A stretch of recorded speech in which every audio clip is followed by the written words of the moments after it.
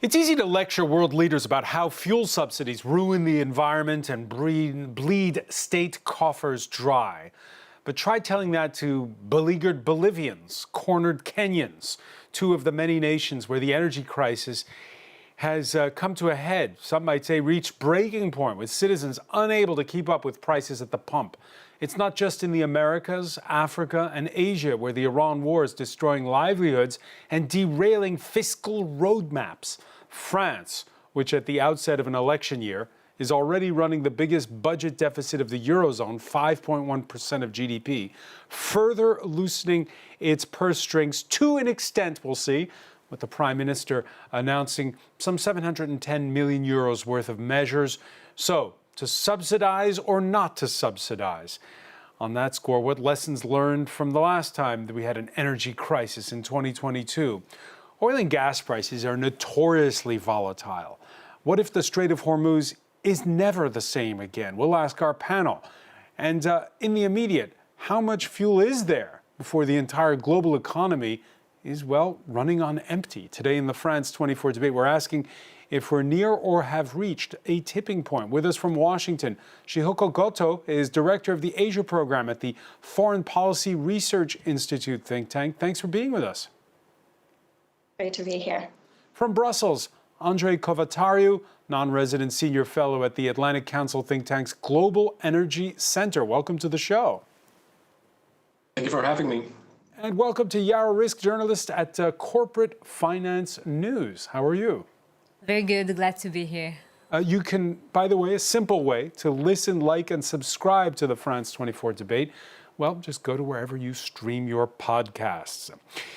What a difference a war makes. The Philippines may be a close ally of the United States, but nowadays, every time locals go to the filling station, they can't help but curse the name of the U.S. president and his decision to go to war with Iran. It's a similar tale, again, as we were saying at the outset, throughout the planet. In Bolivia, the latest there, the center-right president promising a cabinet reshuffle. This in the hopes of assuaging weeks of nationwide protests over austerity measures. The spillover argument with left-led Colombia, clearly not enough to win over angry locals in La Paz. The prices of essential goods are sky high, and chicken now costs more than 150 Bolivianos.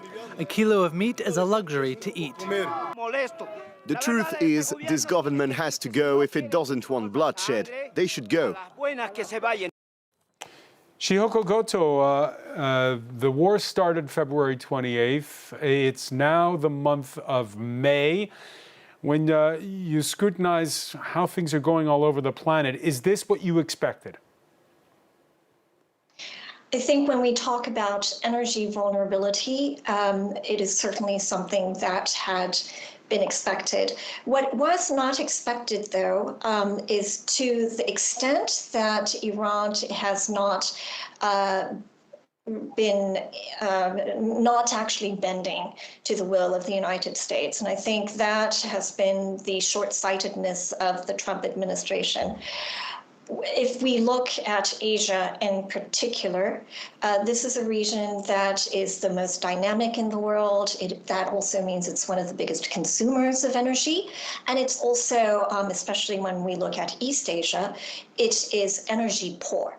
So it has continued to rely on energy from the Middle East, and the prolonged conflict between the United States and Iran, and this ongoing conflict in the Middle East is putting a lot of pressure on the Asian economies. And as you said at the onset, there is a lot of resentment across the region, even from countries that are naturally inclined to be more in alignment with the United States, and they are seeking alternatives right now.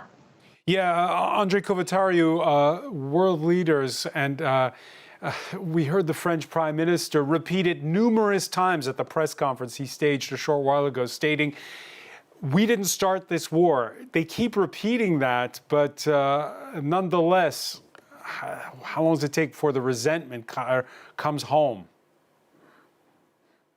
Of course, we are talking about global markets. We are talking about a global oil market. We are talking about several regional natural gas markets that are impacted by everything that is happening there. We are discussing about fuel and so on and so forth. So the repercussions, although they come in waves, is hitting everyone. And depending on the level of stocks that these countries and regions have secured in the past, various economic, let's say, effects are unfolding at the moment. As my colleague was mentioning, Asia is particularly vulnerable in that situation, in that case. So the economic repercussions and the demand destruction effects that we have seen over the last few weeks is already affecting economies.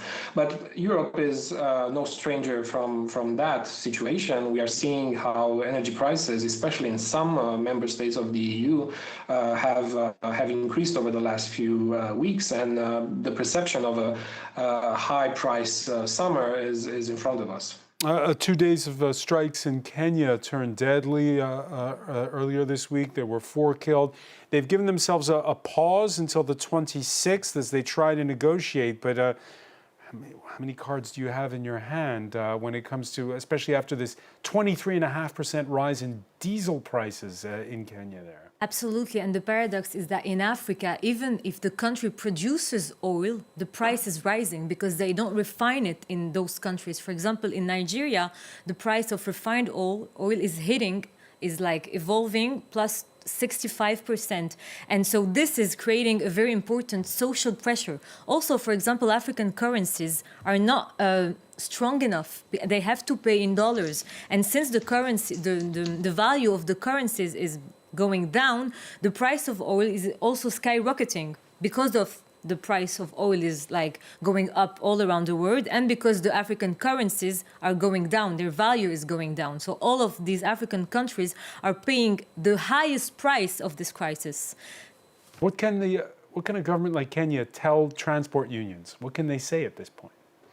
They don't have a lot of margin, actually, because they don't have any more fiscal room. They cannot do a lot of subsidies. And the problem is that without those subsidies, they will have a lot of political shock. Like, actually, what's the problem in Africa? Okay, you have the price of oil going up. But in Africa, the price of oil going up means that the price of food is going up. And if the price of food is going up, you will have social crisis. And why is the price of food going up in Africa more than in other countries? Because 80% of the cost of food in Africa is related to transport, because a big amount of the food supplies is transported through trucks around the African continents. All right, so the lack of rail infrastructure.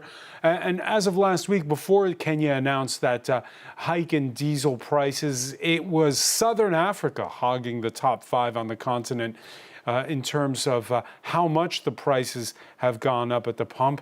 What with Lesotho's prices rising more than 80%.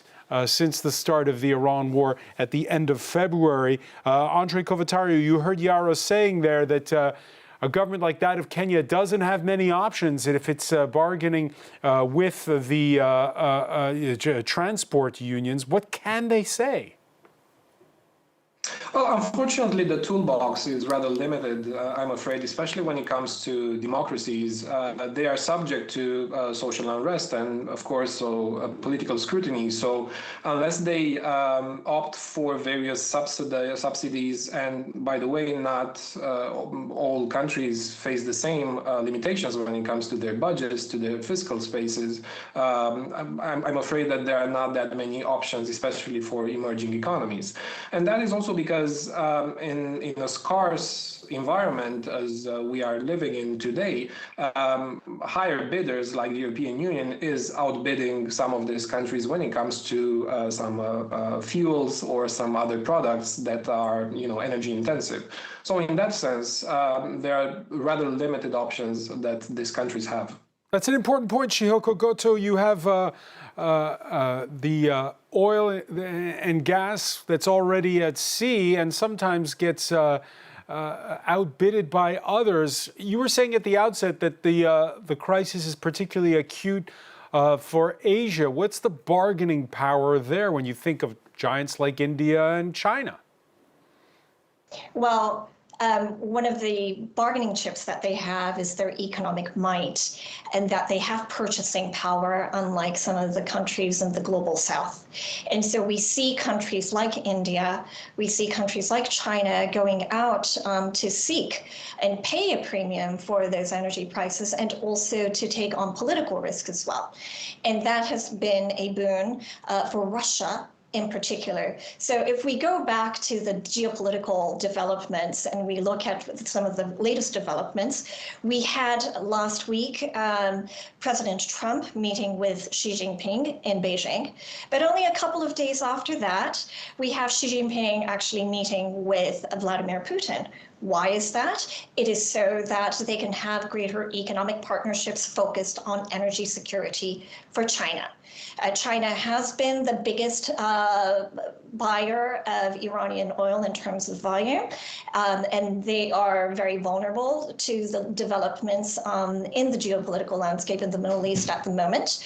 But we are also seeing China being prepared to go out and partner with Russia, and that actually puts them at risk for political pushback. But we are also seeing these new developments of new partnerships and new risks and a new global order emerging as a result of this energy crisis. Risk. Yeah, about China. Before this war, China used to pay a price less important than the rest of the world for oil. Because with Russia, Iran and Venezuela, who were partners of China to buy oil, they used to pay oil with a discount. Now they can still buy from these partners, except Iran and Venezuela. So they still buy oil from Russia, but they pay a higher price with a premium. So Russia is selling its oil for China, but at the price of the market. Before, it used to sell the price of oil with a big discount, approximately $10 less per barrel than the price of the market. All right, I want to get back to the issue of Russia because it's something that's making headlines, particularly in the last 24 hours over in the UK. But first, we talk about China. We talk about who's got bargaining power when it comes to trying to attract less oil that's out on the market. Clearly not, it seems, the Philippines, as we saw within this report by Jan Kamazin Brunby. People pushed to breaking point.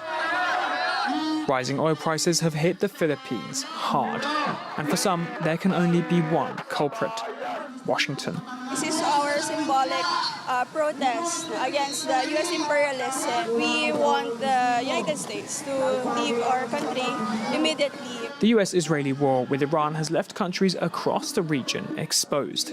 The Philippines once imported some 98% of its oil from the Middle East. In the weeks following the conflict, fuel prices more than doubled. The country was the world's first to declare an energy emergency. It's people like the jeepney drivers of Manila, these public buses here, that have been hit the hardest. Rising oil prices have cut into profit margins. It's left some of them struggling to feed their families. For drivers like Edgar, the crisis threatens his livelihood. It's difficult because our earnings are very low now due to the high cost of fuel. Before, when fuel was cheap, we used to earn about 1,000 pesos, but now it's not even 500 pesos for the whole day. Authorities have pledged cash relief for drivers, but some worry domestic policy alone will not be enough. The main author of this, no other than the Donald Trump. We hope that the Donald Trump will stop all this war of aggressions against the people of the world.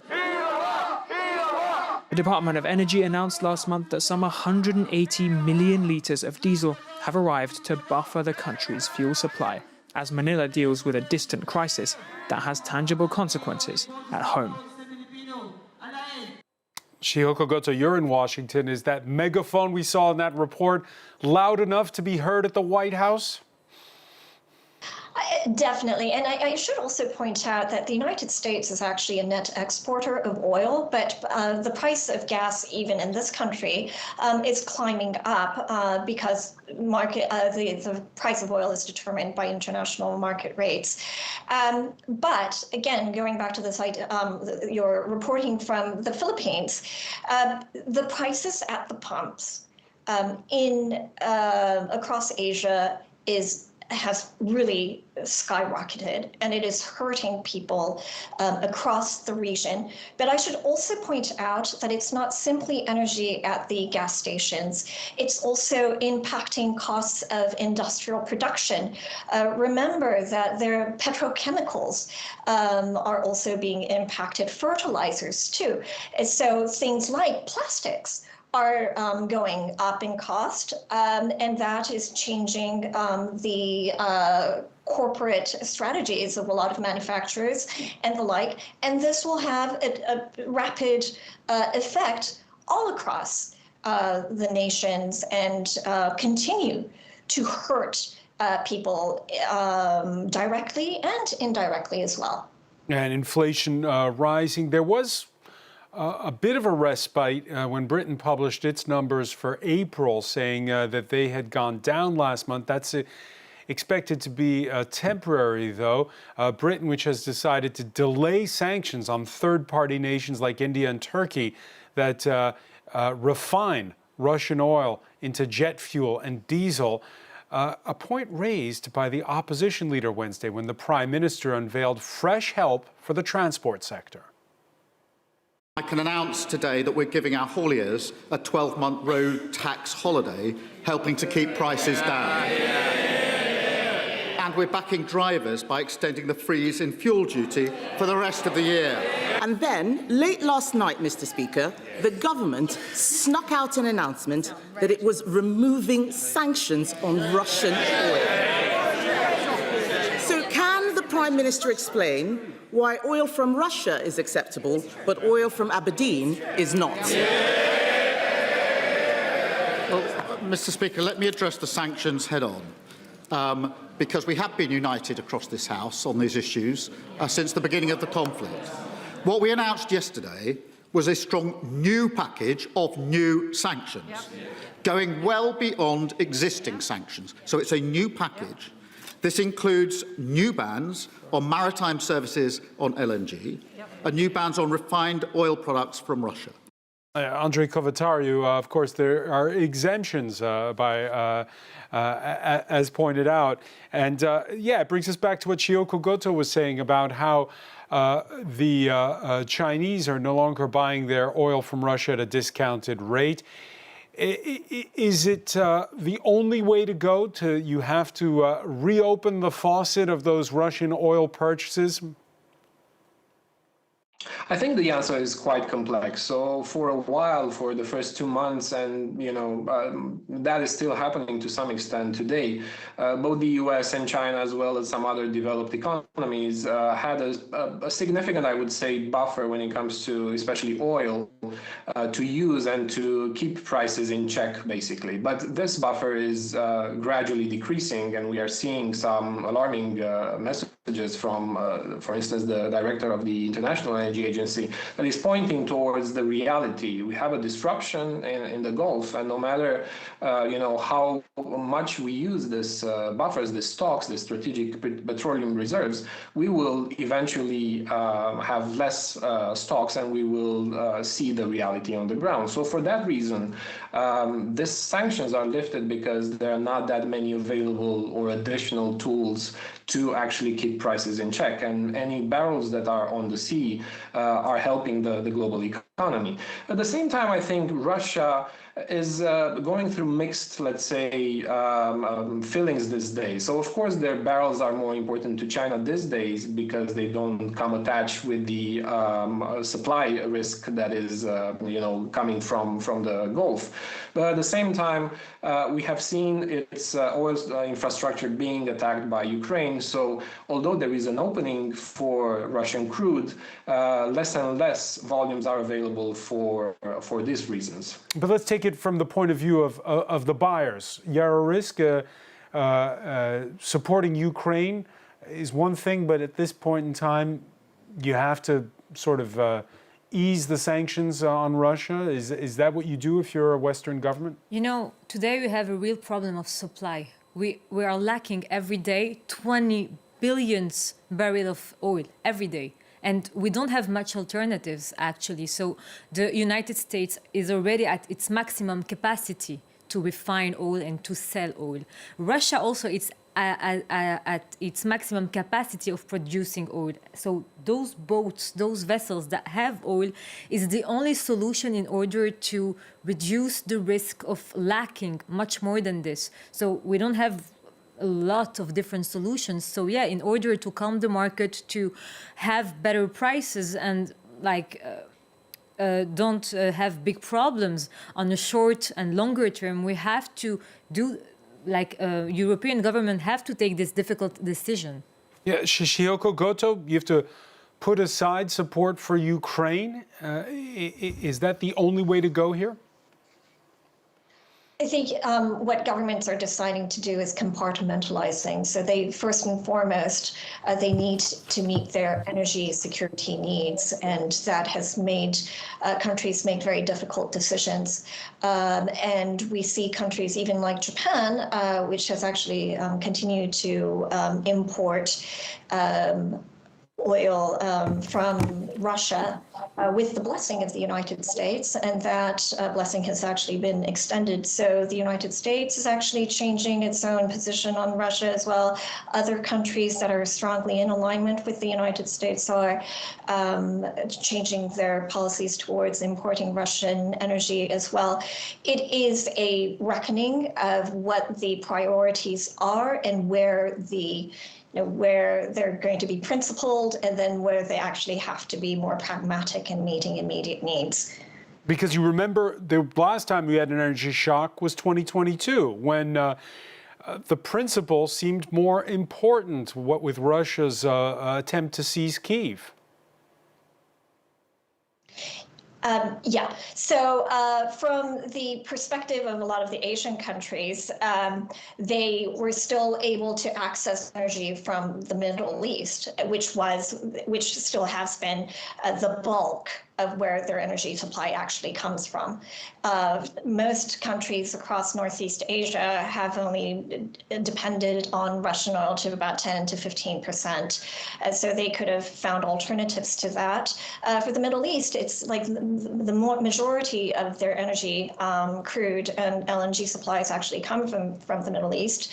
And so when there is a disruption to that, then there is a scramble to find alternative sources. And right now, Russia is the one. Now, if I can actually point out to what China is doing, in addition to enhancing its relations with Russia and increasing Russian energy imports, they are also looking to be less vulnerable to transportation from the seas. They are looking for more land imports, so having closer ties with countries like Kazakhstan, for instance, and across Central Asia to ensure that they can actually go continental and import their energy needs. Without putting their eggs in one basket, you think back to 2022 here in this country, and there was a policy that was known as the whatever it costs by the Macron governments.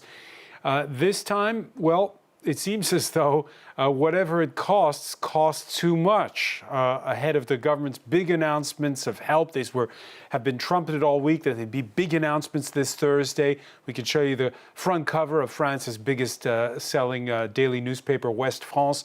Some 250 tow trucks this morning, by the way, demonstrated on the Paris Ring Road, asking for the same subsidies as truckers and fishermen. Enter the Prime Minister, who had to weigh an IMF growth forecast, which is down, state coffers, which are empty.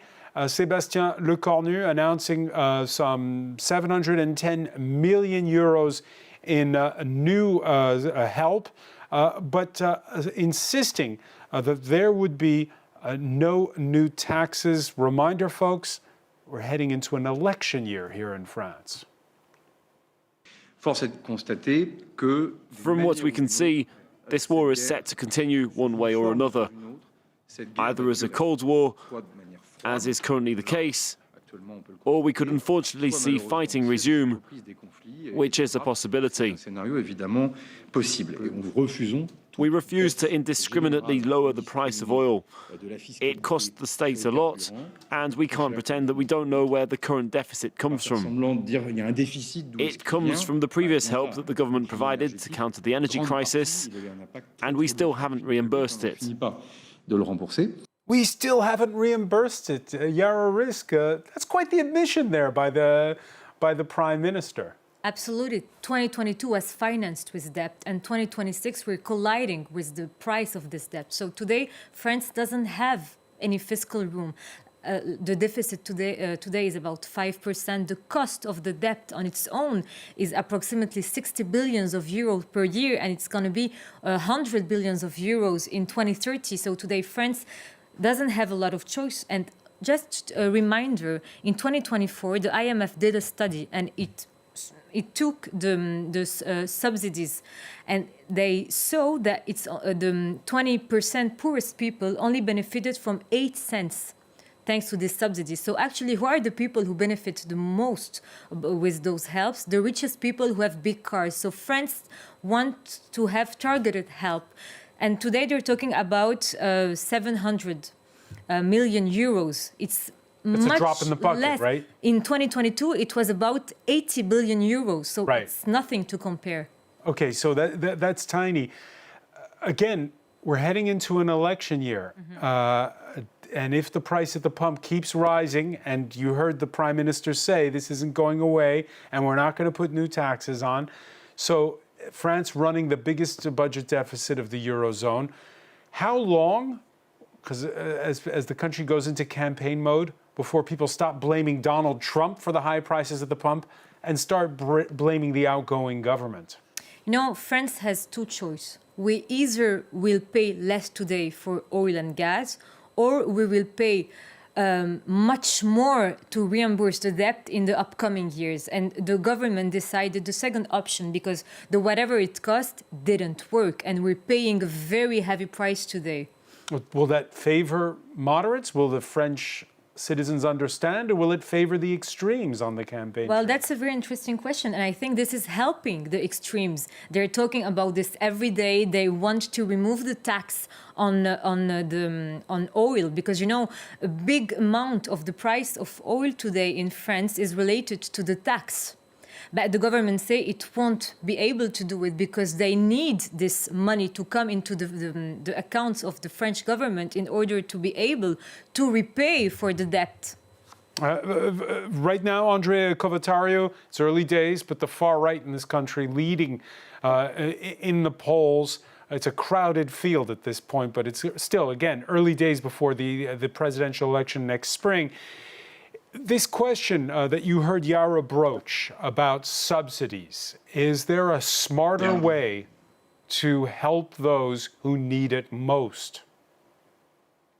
So from an economical theory point of view, high prices in general indicate scarcity, right? So in this case, fuel is less available than it was 3 months or 4 months ago, which leads to demand efficiency, demand reduction, but could also lead to negative effects of demand destruction, which is counterproductive to any economy.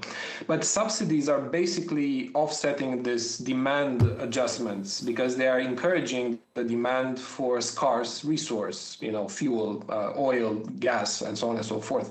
But at the same time, energy in general is critical to any developed economy, and especially in democracies, as I said at the beginning, subsidies are used to keep social unrest low and thus political repercussions low.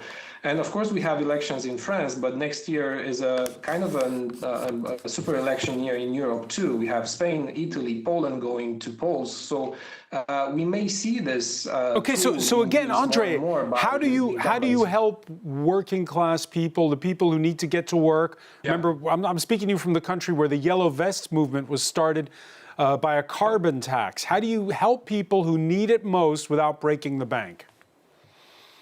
Well, to Yara's point, I think some countries are better equipped to monitor vulnerability, both for households and industry, which are, I think it's equally important.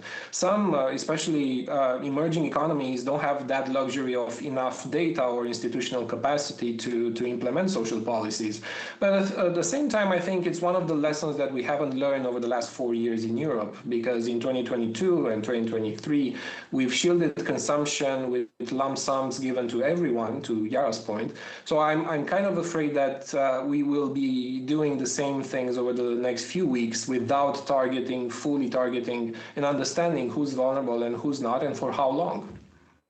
Is there a smarter way, Yara, some are suggesting, we saw it on the hashtag F24debate, better to write checks to poor people than, to your point from earlier, than to give money to everyone, which will just go through a break on fuel subsidies. The strategy of France is not only targeted to these people, they have another strategy, which is to improve the investment in the electrification. So they want to invest 10 billion euros per year in order for the energy transition. They want to invest in geothermy, they want to invest in new energy and greener energy. So the plan of France is more a long-term plan.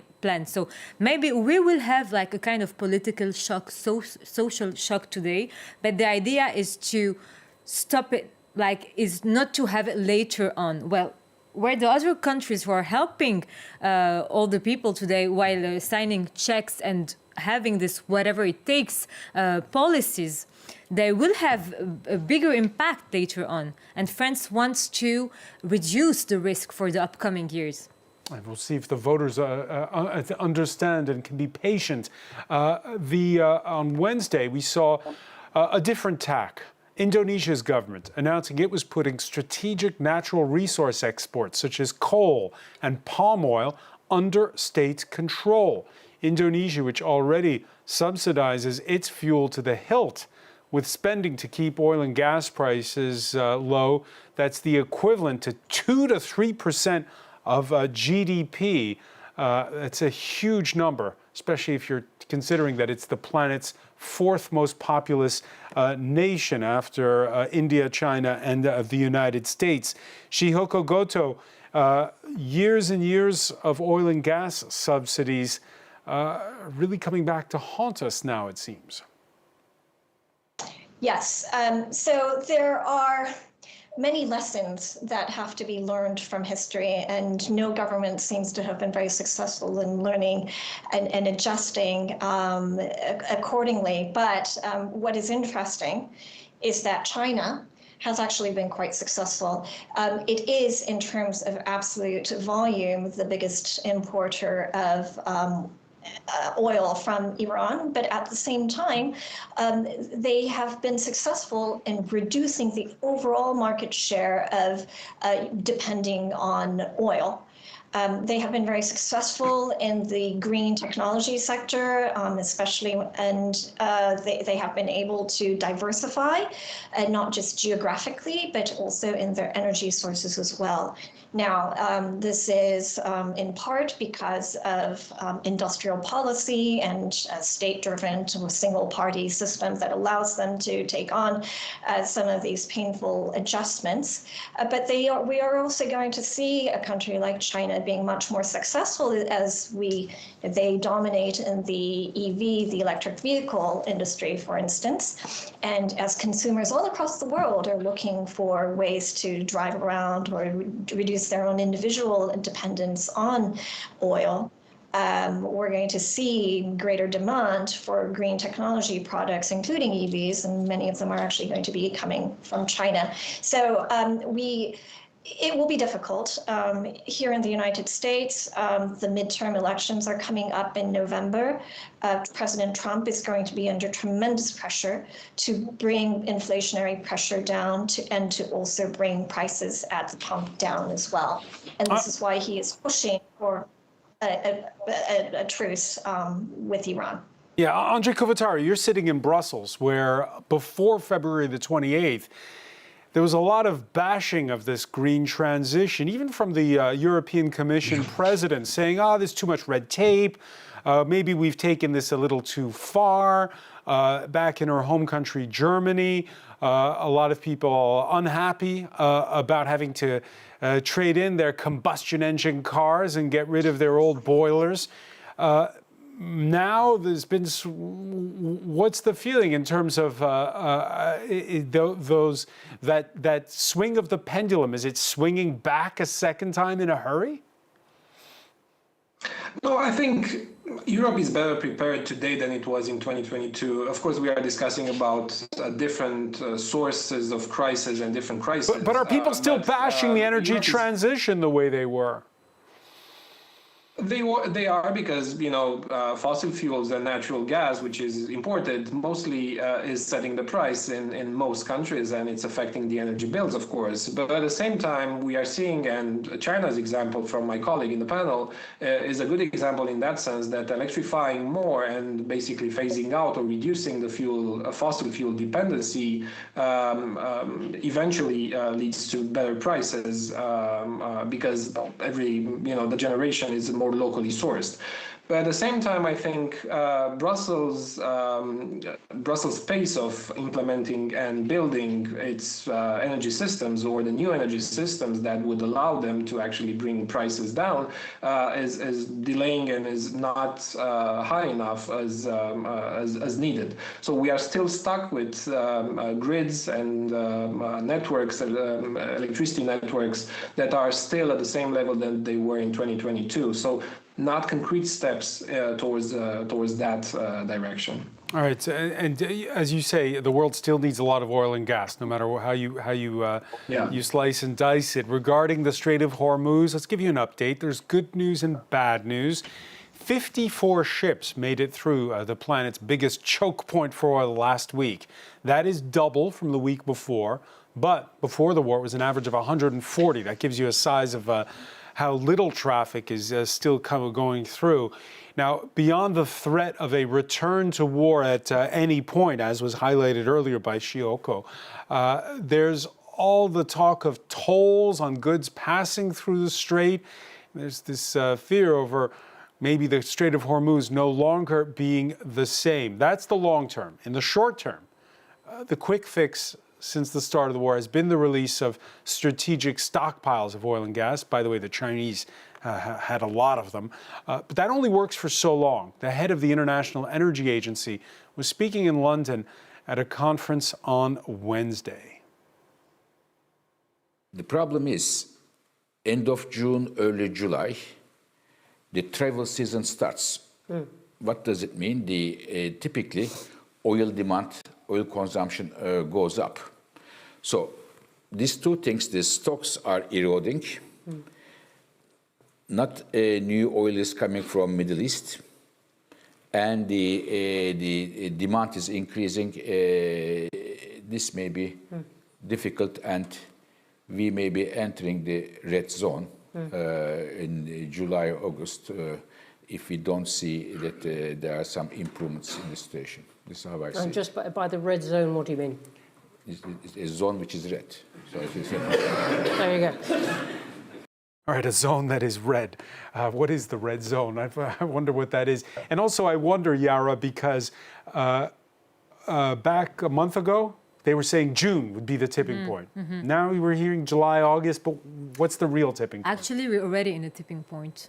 So we don't have anymore that much of strategic reserve. You know, they released 400 billion barrels from the strategic reserve. So we already use one of the best weapons we have worldwide. So we're already in the tipping point. And this is why Europe is no longer choosing between green and cheap. It's choosing between dependent and sovereign in terms of energy.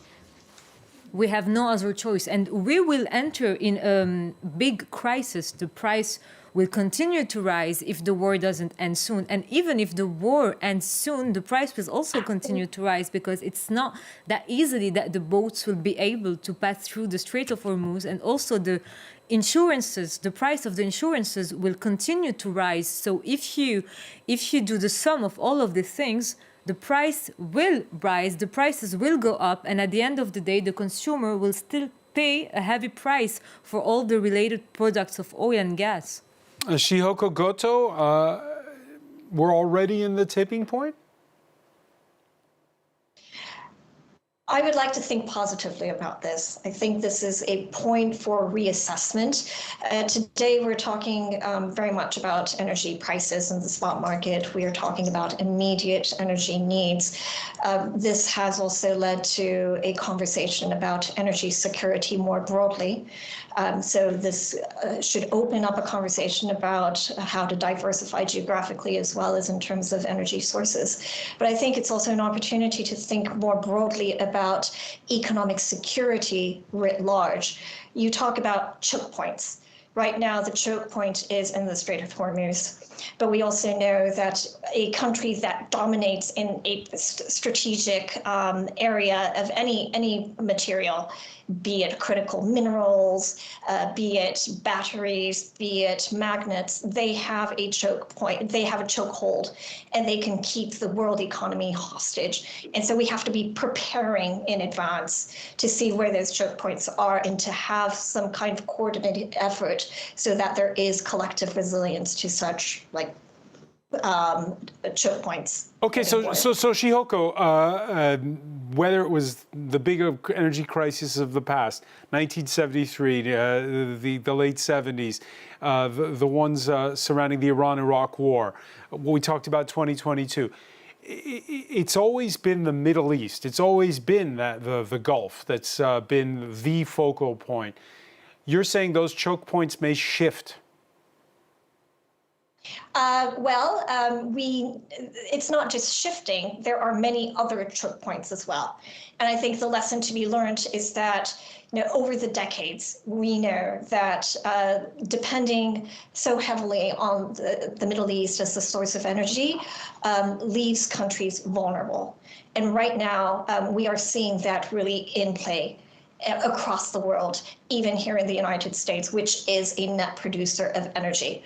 So what can we learn from this? Is there anything to be learned? And that is going to require a lot of political leadership and some hard choices on the part of leaders as well, which perhaps is not forthcoming right now. All right, and we were talking earlier about that energy transition with Yara Risk. Here in France, let's finish on this note. Chinese electric car maker Dongfeng this week announcing in the west of the country, in Rennes and Brittany, that they're going to be having a joint venture with Stellantis for building electric cars. And the same Stellantis, the parent company of Citroën, car enthusiasts will note, announcing the return of the Deux Chevaux, the fabled car whose original remit in the popular front days of the 1930s was to be able to hold 2 passengers, a sack of potatoes, and go at least 60 kilometers an hour. The new Deux Chevaux, of course, will be an electric model. Your thoughts on, I know it's marketing, it's not the old Deux Chevaux, but still, the return of the Deux Chevaux, what does that tell you for the hearts and minds of the French people at this point? The main idea behind this is to talk about the big comeback of sovereignty. And it's not only in this field that France is doing an effort. For example, the Minister of Economy of France, Roland Lescure, just announced 2 weeks ago that France will invest in the industry of rare earth materials. So France is trying to become more and more sovereign. It's trying to become more and more resilient. But the main problem today is the means France is putting on the table.